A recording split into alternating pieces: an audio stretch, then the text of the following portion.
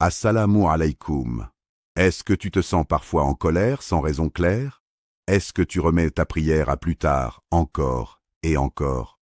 Est-ce que tu sens une lourdeur, une fatigue dans le cœur qui te pousse à délaisser le dhikr, à fuir le Coran, à te disputer avec les gens que tu aimes le plus?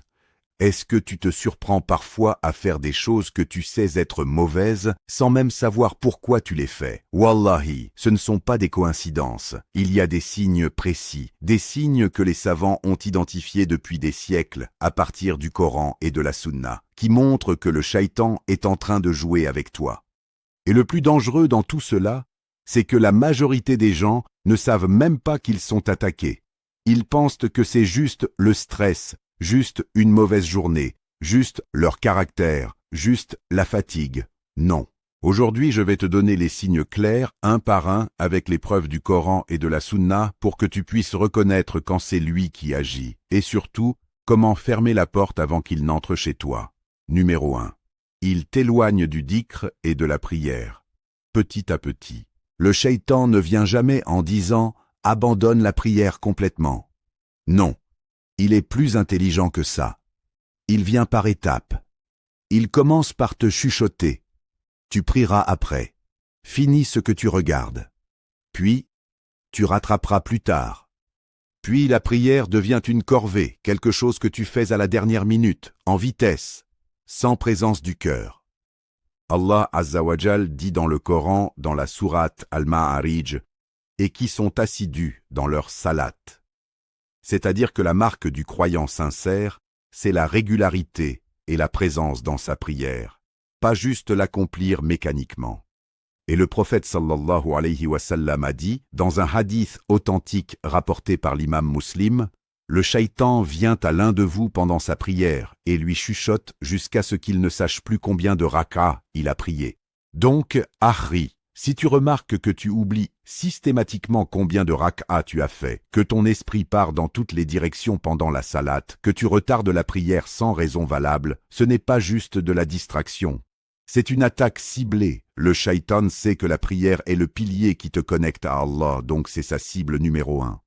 Et il y a un autre hadith, rapporté également par l'imam Muslim, où le prophète dit « Le shaitan vient et se tient entre l'homme et son cœur, et lui rappelle des choses qu'il a oubliées, jusqu'à ce que l'homme ne sache plus combien il a prié. » Donc, quand cela t'arrive, la solution prophétique est claire. Faire 2 prosternations supplémentaires, sajdatayn, si tu doutes après avoir terminé, et ne pas refaire toute la prière à chaque doute. Le shaitan adore aussi que tu doutes en boucle, que tu recommences ta prière encore et encore. Ça aussi, c'est une de ses victoires, car il te fait perdre ton temps et créer une obsession malsaine au lieu d'une vraie dévotion. Numéro 2. Il provoque la colère et la division entre les gens que tu aimes. Combien de fois tu t'es disputé avec ta mère, ton frère, ton conjoint, pour une raison complètement futile, et après coup tu te demandes « Mais pourquoi je me suis énervé comme ça ?» Subhanallah, c'est exactement le travail du shaitan. Allah dit dans la sourate Al-Isra, verset 53, « Et dis à mes serviteurs de dire la meilleure parole, car le diable jette la discorde entre eux.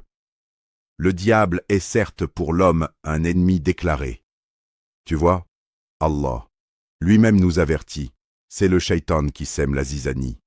Et le prophète sallallahu alayhi wa sallam a dit, « La colère vient du shaitan, et le shaitan a été créé du feu. Le feu ne s'éteint qu'avec l'eau. Donc, quand l'un de vous se met en colère, qu'il fasse les ablutions. » C'est un hadith rapporté par l'imam Ahmad et considéré authentique. Donc, Harry, la prochaine fois que tu sens cette montée de colère, sans cause vraiment proportionnée, rappelle-toi, ce n'est pas juste ton caractère. Demande la protection d'Allah. Dis « A'udhu billahi minash shaytanir rajim » et si possible, fais le wudu. Et il y a aussi ce conseil prophétique magnifique. Le prophète a dit que si tu es debout quand la colère monte, assieds-toi. Et si tu es assis et que la colère persiste encore, allonge-toi. C'est une gradation physique qui calme la fureur parce que le shaitan veut que ton corps soit en tension, en posture de combat. En t'asseyant, puis en t'allongeant, tu coupes physiquement cette montée d'agressivité qu'il essaie d'installer en toi. Numéro 3. Il te pousse à suivre tes passions au lieu de ta raison. Le shaitan, son arme principale, ce n'est pas de te dire « va commettre un grand péché tout de suite ». Non, il commence petit. Il te dit « juste cette fois, juste un petit regard, juste une petite parole. Personne ne le saura ». Allah dit dans le Coran, Sourate An-Nur, verset 21, « Ô vous qui croyez, ne suivez pas les pas du diable. Quiconque suit les pas du diable, sachez que celui-ci lui commande la turpitude et la mécréance. » Le mot-clé ici, c'est « les pas ». Pas un grand saut, des petits pas, un par un. Et c'est exactement sa stratégie. T'amener d'un petit péché à un plus grand, progressivement, jusqu'à ce que tu sois complètement piégé. Ibn al-Qayyim, le grand savant, a expliqué que le shaitan procède toujours par étapes. Il commence par la mécréance. S'il ne réussit pas, il pousse vers l'innovation. S'il ne réussit pas, il pousse vers les grands péchés. S'il ne réussit pas, vers les petits péchés. Et s'il ne réussit toujours pas, il s'attaque à ton temps en te faisant perdre des heures dans des choses inutiles et futiles. Donc même si tu ne commets pas de péché, mais que tu gaspilles ton temps à scroller sans but, à regarder des choses qui ne te servent à rien, c'est déjà une victoire pour lui. Et c'est exactement pour ça qu'Ibn al-Qayyim disait que le shaitan se réjouit autant d'un musulman qui passe 3 heures à ne rien faire d'utile que d'un musulman qui commet un petit péché, parce que dans les deux cas, le temps précieux donné par Allah a été gaspillé. Numéro 4. Il t'apporte le désespoir et te fait douter de la miséricorde d'Allah. Voici un signe que beaucoup de gens ne reconnaissent pas. Tu commets une erreur, et au lieu de te repentir et de revenir vers Allah, une voix intérieure te dit « Tu es trop loin maintenant. Allah ne va jamais te pardonner ça. À quoi ça sert d'essayer, tu vas recommencer de toute façon. » Wallahi, c'est l'une des armes les plus dangereuses du shaitan, car elle te coupe complètement d'Allah. Allah dit dans la sourate Az-Zumar, verset 53, « Ô mes serviteurs qui avez commis des excès à votre propre détriment, ne désespérez pas de la miséricorde d'Allah. Car Allah pardonne totalement les péchés. » Et c'est justement le piège. Le shaitan veut que tu désespères, parce qu'un croyant désespéré arrête d'essayer. Il arrête de prier, il arrête de faire des efforts, il se dit « c'est fini pour moi ». Ibn Taymiyyah a rappelé que le désespoir de la miséricorde d'Allah est lui-même un grand péché, parfois plus dangereux que le péché initial qu'il a provoqué. Donc si tu sens cette voix qui te dit que c'est trop tard pour toi, sache que ce n'est pas la vérité, c'est un chuchotement, un waswas. Il y a même un récit où le shaitan lui-même dit qu'il préfère que le pécheur reste dans son péché sans se repentir plutôt qu'il commette un péché et se repente immédiatement après. Parce que le repentir efface tout, et lui, il a tout perdu. Numéro 5. Il t'isole des bonnes compagnies et des assemblées de biens. Le shaitan adore quand tu es seul. Pourquoi ? Parce qu'en groupe, dans une assemblée de dhikr, à la mosquée, entouré de gens pieux, tu es protégé. Le prophète sallallahu alayhi wa sallam a dit, dans un hadith rapporté par l'imam Ahmad et déclaré authentique par plusieurs savants, « Tenez-vous avec la jama'a, le groupe, car le shaitan est avec celui qui est seul, et il est plus loin de 2 personnes. » Tu remarques que tu évites de plus en plus les gens bien? Tu préfères rester seul, t'isoler, éviter la mosquée, éviter les cercles de science? C'est exactement ce que veut le shaitan, parce que seul, tu es une cible facile. Il y a aussi cette image que les savants utilisent souvent. Le loup n'attaque jamais le mouton qui est au centre du troupeau, il attaque celui qui s'est éloigné, qui s'est isolé. Le shaitan fonctionne exactement pareil. Donc, si tu sens que tu préfères de plus en plus la solitude, que tu fuis les bonnes fréquentations, demande-toi sincèrement, est-ce un vrai besoin de calme ou est-ce le shaitan qui te détache progressivement du troupeau? Numéro 6.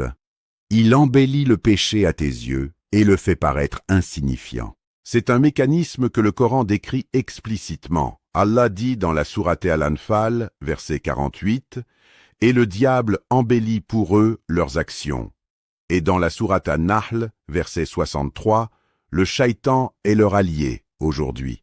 Pour eux, un châtiment douloureux. Le mot « embellir » en arabe « tazyin », c'est un terme très précis.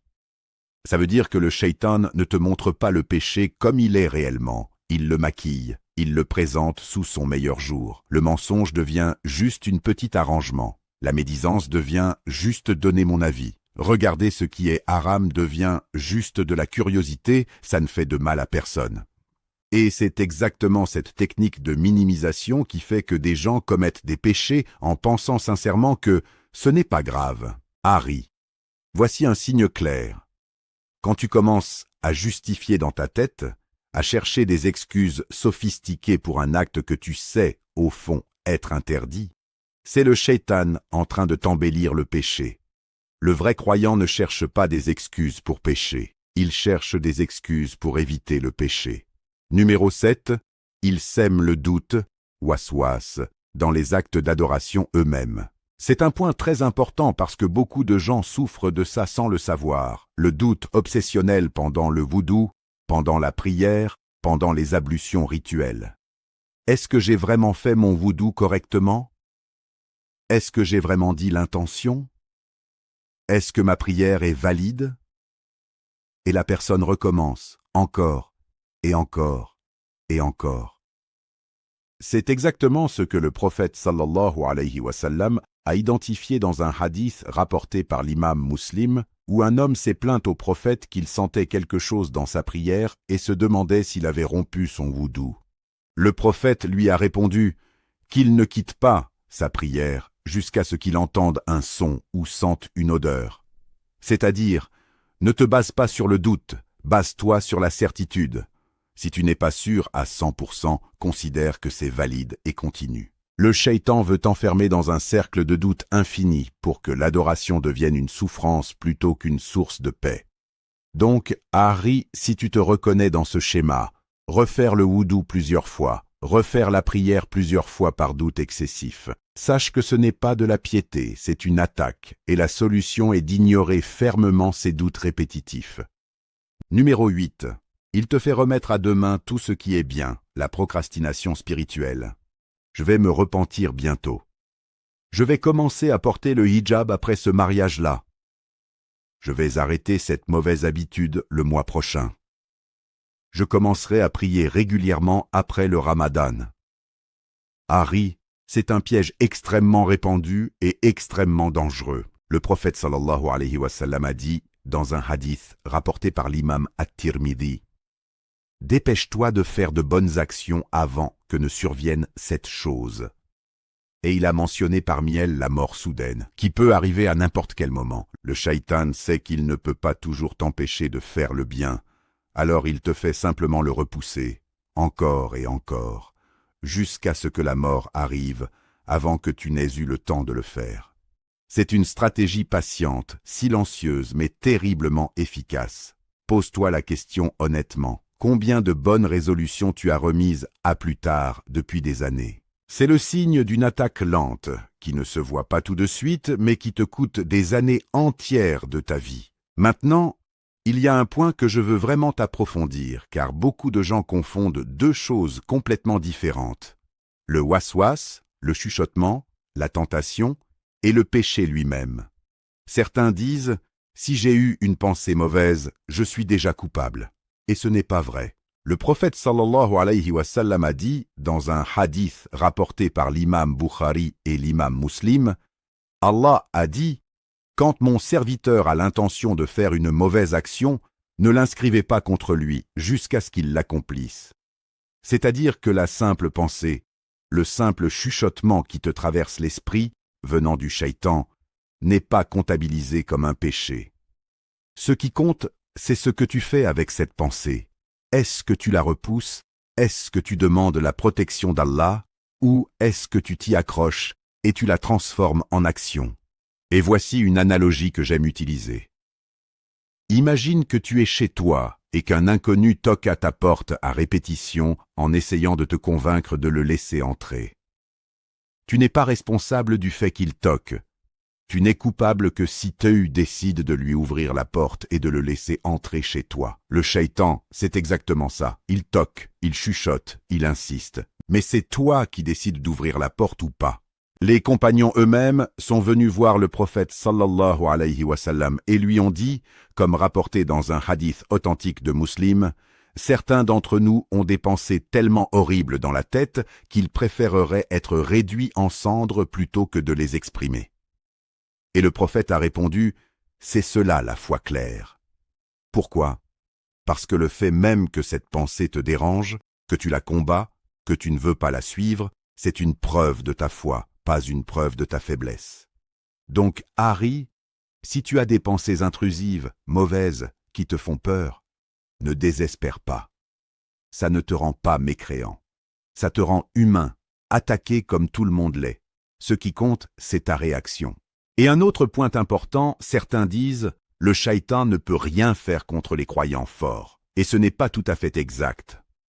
Allah dit dans le Coran, Sourate Al-Hijr, versets 39 à 42, en rapportant les paroles d'Iblis lui-même. « Je les détournerai tous, sauf tes serviteurs élus parmi eux. » Allah répond, « Voici une voie qui mène droit à moi. Mes serviteurs, tu n'as aucun pouvoir sur eux, sauf sur celui qui te suit parmi les détournés. » Tu vois la nuance? Le shaitan n'a aucun pouvoir de t'obliger à faire quoi que ce soit.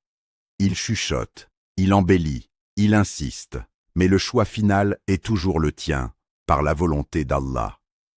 C'est pour ça que le jour du jugement, quand les gens en enfer accuseront le shaitan de les avoir égarés, il répondra, comme Allah le rapporte dans la sourate Ibrahim, verset 22, « Je n'avais aucun pouvoir sur vous, sauf que je vous ai appelé et vous m'avez répondu. » Donc, Harry, ne rejette jamais toute la faute sur le shaitan en disant « c'est lui qui m'a fait faire ça ». Non. Il propose et toi, tu disposes. Et c'est exactement pour ça que les moyens de protection que je vais te donner sont essentiels, parce qu'ils te donnent les outils pour fermer la porte avant qu'il n'entre. Il y a aussi un point que les savants soulignent. Le shaitan a deux types de troupes, comme l'a expliqué Ibn al-Qayyim. Il y a les djinns qui agissent directement par chuchotement, et il y a ce qu'on appelle les shaitans humains, des compagnons, des amis, des influences autour de toi qui te poussent vers le mal exactement de la même manière que le shaitan invisible. Allah parle de ça dans la sourate Al-An'am, verset 112. Ainsi avons-nous assigné à chaque prophète un ennemi, les diables, shayatines, parmi les hommes et les djinns, qui s'inspirent les uns aux autres des paroles trompeuses et enjolivées. Donc Harry, regarde bien tes fréquentations. Si une personne dans ta vie te pousse systématiquement vers le péché, t'éloigne de la prière, se moque de ta pratique religieuse, cette personne joue, peut-être sans même le réaliser elle-même, exactement le même rôle que le shaitan invisible. Et la solution est la même. T'en éloigner, ou au moins, ne pas suivre ses conseils dans ce domaine précis. Maintenant, comment se protéger concrètement? Le prophète sallallahu alayhi wa sallam nous a donné plusieurs armes très précises, et je vais te les donner une par une. Premièrement, la récitation du Coran, en particulier la sourate Al-Baqarah. Le prophète a dit, dans un hadith rapporté par l'imam Muslim, « Récitez la sourate Al-Baqarah dans vos maisons, car le shaitan ne reste pas dans une maison où la sourate Al-Baqarah est récitée. » Donc, khalas, si tu sens une lourdeur dans ta maison, une ambiance pesante, commence par réciter cette sourate régulièrement, même quelques pages par jour. Deuxièmement, les invocations du matin et du soir. Le prophète sallallahu alayhi wa sallam récitait systématiquement les 3 dernières sourates du Coran, Al-Ikhlas, Al-Falaq et An-Nas, matin et soir, en soufflant dans ses mains et en les passant sur son corps. C'est rapporté dans un hadith authentique de l'imam Bukhari. Ces 3 sourates s'appellent Al-Mu'awwidat, les sourates de protection, et elles sont une armure quotidienne contre les chuchotements. Troisièmement, dire « A'udhu billahi min ash-shaytanir rajim » quand tu sens la colère monter, quand une mauvaise pensée arrive, quand tu es sur le point de faire un péché. Allah dit dans la sourate Al-A'raf, verset 200, « Et si le diable t'incite au mal, cherche refuge auprès d'Allah, car il est audient et omniscient. » Quatrièmement, Maintenir le wudu et la prière à temps. Plus tu es dans un état de pureté et de connexion régulière avec Allah, moins le shaitan a de prise sur toi. Cinquièmement, et ça, beaucoup de gens l'ignorent, dire « Bismillah » avant de manger, avant d'entrer chez toi, avant les rapports conjugaux. Le prophète a dit, dans un hadith rapporté par Muslim, quand l'homme entre dans sa maison et mentionne le nom d'Allah à l'entrée et au moment de manger, le shaitan dit à ses complices, « Vous n'avez ni logement ni repas. » Mais si l'homme entre sans mentionner le nom d'Allah, le shaitan dit, « Vous avez trouvé un logement. » Et s'il ne mentionne pas le nom d'Allah en mangeant, il dit, « Vous avez trouvé un logement et un repas. » Sixièmement, la sourate Al-Falaq et le dhikr avant de dormir. Le prophète recommandait de réciter ces invocations de protection avant le sommeil, car c'est un moment de grande vulnérabilité où le shaitan peut facilement chuchoter dans les rêves et les pensées nocturnes. Septièmement, et c'est peut-être le plus simple mais le plus négligé, multiplier le dhikr général dans la journée, le La hawla wa la quwwata illa billah, le Subhanallah, le Alhamdulillah, le La ilaha illallah. Plus ta langue et ton cœur sont occupés par le rappel d'Allah, moins il y a de place pour les chuchotements du shaitan. Un cœur vide de dhikr est un terrain fertile pour lui. Un cœur rempli de dhikr est une forteresse. Maintenant, on va passer à quelques questions des auditeurs. Yasmine, depuis Bruxelles, demande « Cher, j'ai souvent des pensées de doute sur ma foi, des pensées horribles qui me viennent sans que je les veuille. Est-ce que je suis en train de perdre ma foi ?» Yasmine. Je t'ai déjà donné la réponse en partie tout à l'heure. Ces pensées intrusives ne sont pas un signe de mécréance. Bien au contraire, le fait que ça te dérange, que tu ne veuilles pas de ces pensées, c'est la preuve même de ta foi claire, comme le prophète sallallahu alayhi wa sallam l'a confirmé aux compagnons. Ce qu'il faut faire concrètement, quand cette pensée arrive, dis « A'udhu billahi min ash-shaytanir rajim » change de sujet, occupe ton esprit avec autre chose, et n'entre surtout pas en débat mental avec cette pensée. Plus tu essaies de répondre logiquement à un doute absurde, plus tu lui donnes de la force. Détourne-toi. C'est la meilleure arme. Karim, depuis Montréal, demande « Cher, je remarque que je me dispute beaucoup avec ma femme le soir, juste avant de dormir, sans raison particulière. Est-ce lié à ce qu'on vient de parler ?» Karim, c'est exactement le genre de schéma que je décrivais. Le shaitan adore créer la discorde entre époux car c'est l'une de ses victoires préférées, détruire l'harmonie d'un foyer musulman. Il y a même un hadith qui indique que parmi les troupes du shaitan, certaines sont spécialisées uniquement pour séparer le mari et la femme.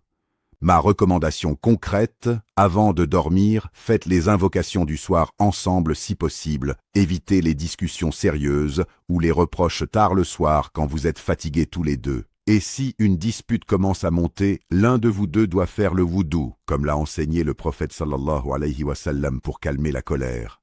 Sofiane, depuis Alger, demande « Cher, est-ce que le shaitan peut entrer dans le corps d'une personne, comme on le voit dans certains films ou récits populaires ?» Sofiane. Oui, c'est établi dans le Coran et la Sunna que les djinns, dont le shaitan fait partie, peuvent affecter, voire dans certains cas posséder une personne par la permission d'Allah.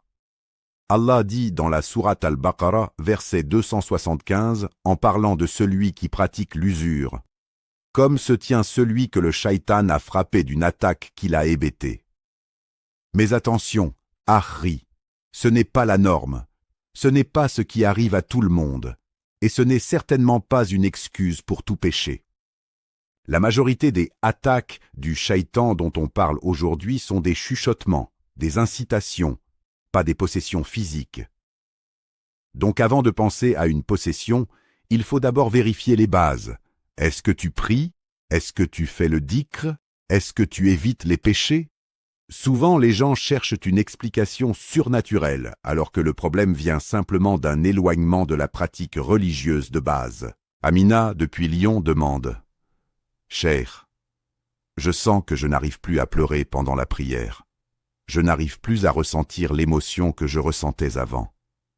Est-ce un signe que le shaitan m'a affecté? Amina, c'est une question très importante, et beaucoup de gens ressentent cette dureté du cœur sans comprendre pourquoi. La dureté du cœur, Qatu al-Qalb, est effectivement l'un des effets de l'accumulation de petits péchés et de la négligence du dhikr.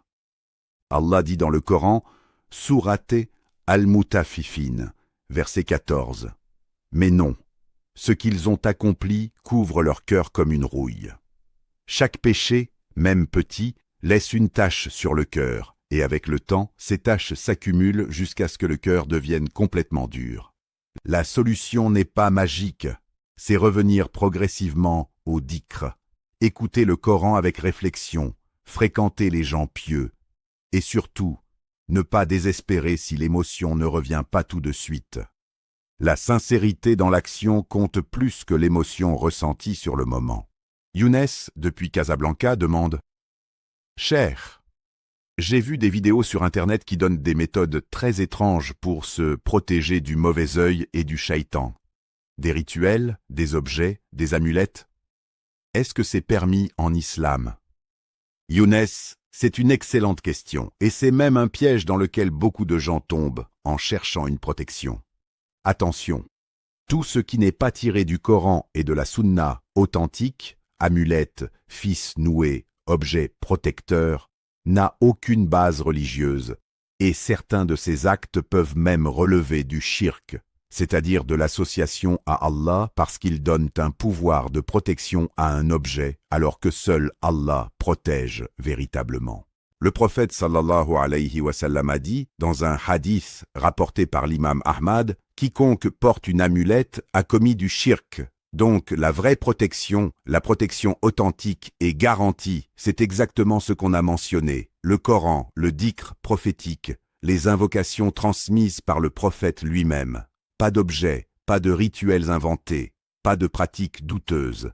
Méfie-toi de ces vidéos, elles peuvent t'égarer plus qu'elles ne te protègent. Nadia, depuis Toronto, demande « Cher, est-ce qu'il existe un moment de la journée où le shaitan est plus actif, où on doit être plus vigilant ?» Nadia, oui, et c'est un point très intéressant que beaucoup de gens ne connaissent pas. Le prophète sallallahu alayhi wa sallam a parlé du début de la nuit comme un moment où les djinns et les shayatines se répandent, et il a recommandé de rentrer chez soi, de fermer les portes, d'éteindre les lumières inutiles et de couvrir les récipients à ce moment-là, comme rapporté dans un hadith authentique de l'imam Bukhari.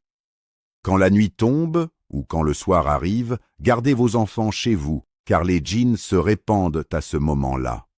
Le prophète a aussi mentionné que le shaitan n'entre pas dans une maison où le nom d'Allah a été mentionné à la fermeture des portes le soir. Donc, concrètement, le moment du crépuscule, juste après le coucher du soleil, est un moment où la vigilance spirituelle doit être renforcée. Fermez les portes en disant « Bismillah », allumez les lumières, ou au moins ne pas laisser sa maison dans l'obscurité totale sans dhikr. Donc pour résumer, Harry, le shaitan agit par étapes, jamais d'un coup. Il t'éloigne progressivement de la prière. Il sème la colère et la discorde entre toi et les gens que tu aimes. Il te pousse vers tes passions petit pas par petit pas. Il t'apporte le désespoir pour te couper d'Allah. Il t'isole des bonnes compagnies. Il embellit le péché à tes yeux pour le rendre insignifiant.